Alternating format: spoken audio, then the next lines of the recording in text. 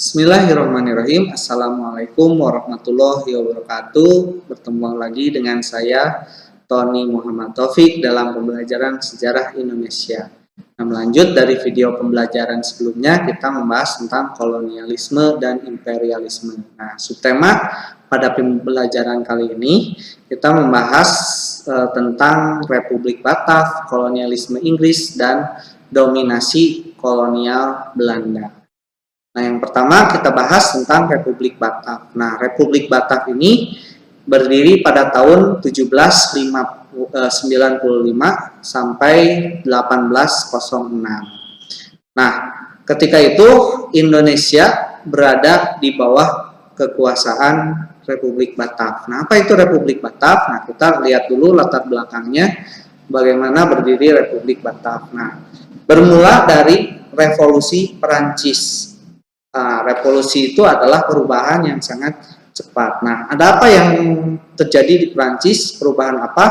Nah, ketika itu Perancis mengalami perubahan di bidang pemerintahan. Ketika itu mulanya dikuasai oleh raja, kemudian rakyat ini melaksanakan pemberontakan sehingga raja di sini terguling dan menjadi kekuasaan rakyat ketika itu.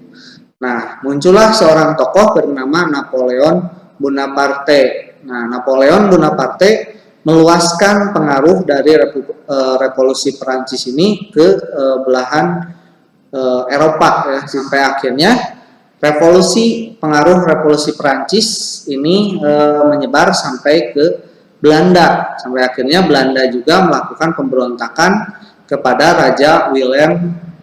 Akhirnya Raja Willem ini terguling dan Prancis menguasai Belanda. Nah, disitulah mulai lahir sebuah negara baru, yaitu Republik Batak, yang sebenarnya adalah negara boneka yang didirikan oleh Prancis ketika Prancis menjajah Belanda. Nah, kemudian ditunjuklah adik dari Napoleon Bonaparte ini bernama Louis Napoleon. Nah, Louis Napoleon ini menjadi pemimpin negara di Belanda. Nah, ketika itu Raja Belanda, Raja Willem, ini melarikan diri ke kota Kew di Inggris. Nah, sejak saat itu Raja Willem melakukan kesepakatan bersama Inggris. Nah, lahirlah perjanjian Kew. Apa isi perjanjian Kew? Nah, perjanjian Kew ini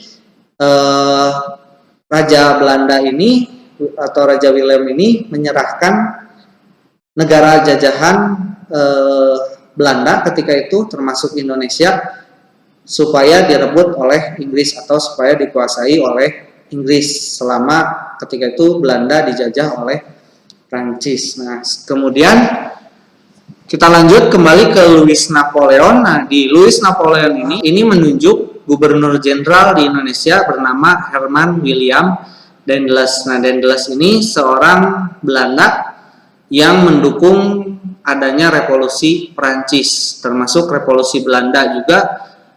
Daendels ini ikut serta dalam menggulingkan rajanya. Nah, Daendels ini diberikan tugas oleh Louis Napoleon untuk mempertahankan Pulau Jawa, yang ketika itu Pulau Jawa merupakan jajahan Belanda, kerajaan Belanda sebelumnya atau kerajaan yang dipimpin oleh Raja Willem.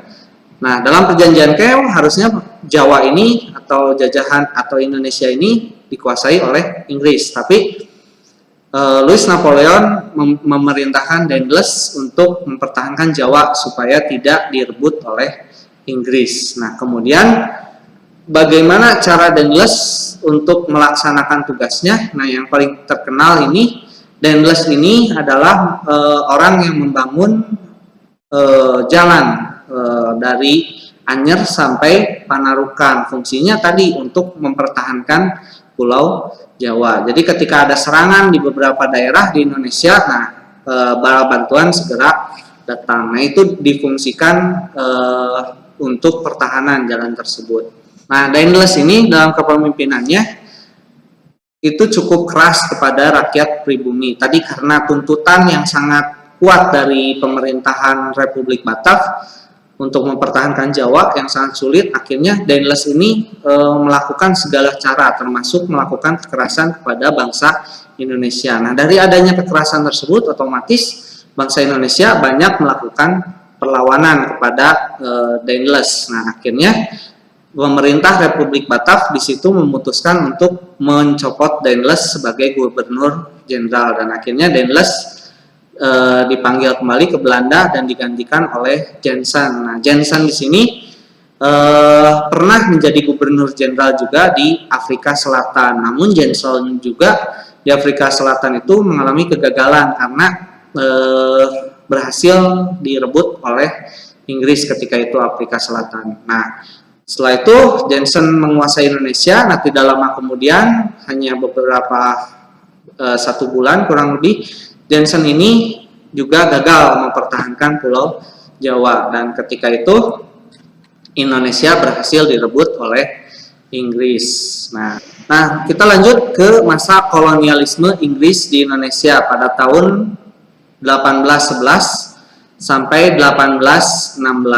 Nah, Inggris di Indonesia ini dipimpin oleh Raffles. Nah, mungkin kita tidak asing dengan nama Raffles di sini, ya. Nah, kita bahas. Nah, program dari Raffles ini, beliau mempunyai 3 prinsip. Yang pertama adalah penghapusan kerja rodi. Kedua, bupati sebagai pemungut pajak ini dihapuskan. Nah, digantikan nantinya oleh pegawai-pegawai pemerintahan, bukan oleh bupati. Nah, ini untuk mengatasi terjadinya korupsi, ya. Kemudian adanya istilah baru, yaitu land rent atau sistem sewa tanah. Nah, bagaimana sistem sewa tanah pada masa Raffles? Nah, di sini Raffles berpendapat bahwa semua tanah yang ada di negeri jajahan itu adalah milik penjajah atau Inggris ketika itu. Nah, maka pemilik tanah ini pemerintah, kemudian yang menggarap ini sistemnya adalah menyewa ceritanya. Nah, dengan bayaran sewanya itu berbeda-beda tiap tanah, ya. Untuk tanah yang paling produktif itu 1/2 atau setengah dari hasil pertaniannya, dan sedangkan yang paling tidak produktif itu sampai 1/5 bagian dari hasil pertaniannya. Nah, Raffles di sini cukup baik dalam melaksanakan kekuasaannya di Indonesia. Nah, ini memiliki beberapa jasa penting bagi bangsa Indonesia. Yang pertama adalah saking cintanya dia kepada Pulau Jawa di sini. Nah, Raffles ini membuat sebuah buku berjudul History of Java. Nah, History of Java ini atau sejarah Jawa di sini berisi tentang kebudayaan, sejarah-sejarah masa lalu dari orang-orang Jawa. Nah, selanjutnya penemuan bunga bangkai atau sering kita dengar istilah Rafflesia arnoldi. Nah, ini Rafflesia arnoldi ini diambil dari nama penemunya, yaitu Raffles itu sendiri. Kemudian penemuan lainnya, beliau menemukan Candi Borobudur. Jadi ada laporan bahwa ada situs purba tersembunyi di Magelang. Nah, Raffles memerintahkan untuk menggalinya kembali. Nah, maka Raffles dianggap sebagai penemu kembali dari Candi Borobudur. Kemudian salah satunya adalah Istana Bogor. Nah, selanjutnya setelah Inggris menguasai Indonesia, kita lanjut ke dominasi kembali kolonial Hindia Belanda ke Indonesia. Nah, ini terjadi pada tahun 1816 sampai 1942. Nah, ini bermula dari kekalahan Prancis. Nah, ketika itu Prancis mengalami kekalahan di Eropa, sehingga seluruh bangsa-bangsa Eropa kembali ke kekuasaannya yang asal, termasuk Belanda ketika itu. Nah, Belanda menguasai kembali Indonesia melalui adanya perjanjian London. Nah, di situ isinya adalah Inggris akan mengembalikan wilayah-wilayah kekuasaan yang sebelumnya dikuasai oleh Belanda. Nah, kembalinya Belanda ke Indonesia tentunya ada beberapa program. Nah, program yang pertama adalah Jalan Tengah bersama Komisaris Jenderal. Nah, apa ini Jalan Tengah bersama Komisaris Jenderal?